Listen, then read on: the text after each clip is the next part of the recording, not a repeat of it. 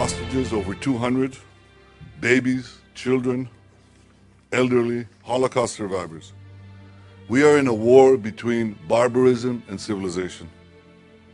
Chancellor Scholz, who visited Israel, said that Hamas are the new Nazis. And as in the Second World War, when the Allies fully supported the French anti-Nazi resistance, today the international community is uniting in support of Israel. For Hamas, barbarism not only threatens the Jews, it threatens the Middle East, it threatens the region, it threatens Europe, it threatens the world. Hamas is the test case of civilization against barbarism. And Mr. President, you and the French people have known the horror of terrorism. You experienced it in Nice and Lyon, in Paris. You refuse to tolerate this threat.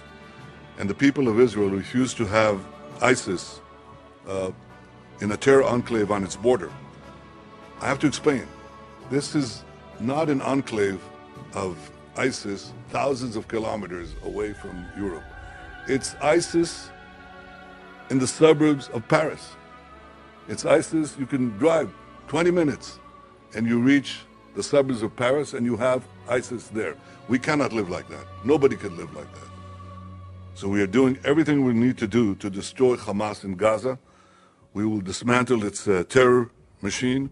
We will dismantle its political structure.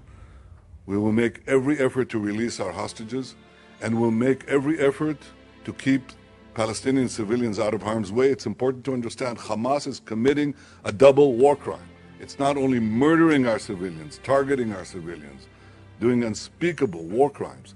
They're also hiding behind civilians, their own civilians. We asked the people of Gaza to leave, to go to a safe zone in the south where we're enabling humanitarian aid to reach them. Hamas is putting checkpoints with people with guns to prevent Palestinians from leaving the war zone. Hamas is responsible for civilian casualties, but we will do every effort to avoid them and to fight this war as speedily and as rapidly as we can, but it could be a long war. When this is over, the people of Israel will rebuild their communities, and the people of Gaza will no longer live under Hamas tyranny. But first, there's one condition for anything that could happen and the good things that could happen once this war is over. And that condition is that Hamas must be destroyed.